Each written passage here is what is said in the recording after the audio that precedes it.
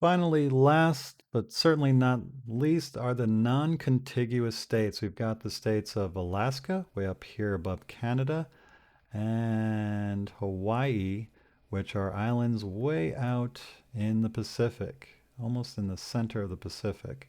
So this is very far away, and this is not quite so far away. I mean, you can just take a day's drive from the United States through Canada and get to parts of Alaska, even though it's the largest state, so you're not going to be able to get all the way up here by car. In fact, a lot of people have pilot's license in Alaska so that they can move around from one place to another.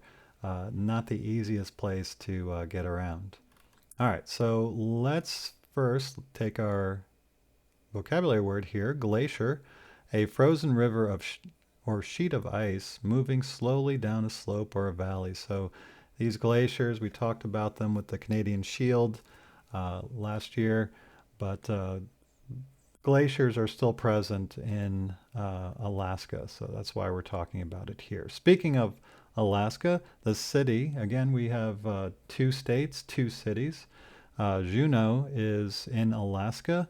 It is the capital of Alaska. It was founded in 1880 when, of course, they found gold. Gold is a main driver for a lot of our movement here, especially out west.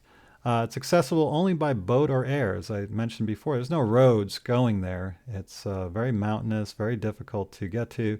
So unless you have a boat or a pilot's license, you're not getting to Juneau or have somebody fly you out there. Cars and trucks are transported to and from Juneau by barges and ferries, much like Hawaii. I mean, you're not going to drive to Hawaii and you're not going to drive to Alaska. It's just the terrain is too rough, and obviously with Hawaii, it's surrounded by water, very far away from the rest of the country. So you have Alaska, and it's easy to distinguish between these two non-contiguous. Alaska is the cold state. A lot of oil, a lot of natural resources are up there.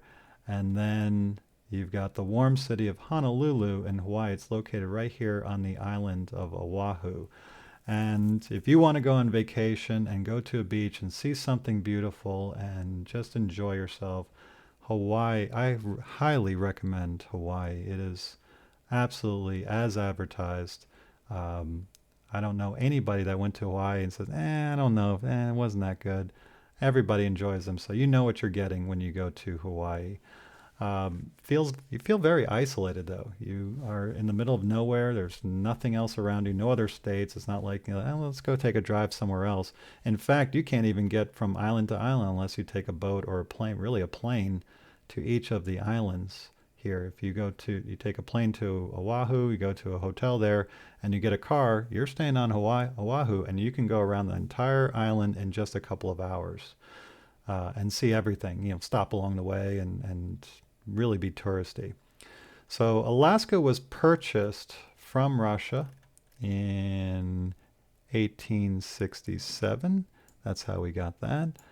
And Hawaii became an American possession, and we annexed it. We just said, okay, you're ours now. And it has very nice sugar plantations. So they're able to make a lot of sugar there. It's a great port, and it was a very strategic port. Right out here in the middle of the Pacific, we could send our warships out here and they can fuel up and then go anywhere they want to in the Pacific. In fact, it was so important that during World War II, as we'll see later on in this course, uh, we had a very famous naval base called Pearl Harbor here, which is going to be extremely, and this might even be the understatement of the year, a very, very important port to the United States during World War II. So just remember Hawaii hot, Alaska cold, Juneau is the cold city in Alaska, and Honolulu is the nice, warm paradise city of Hawaii.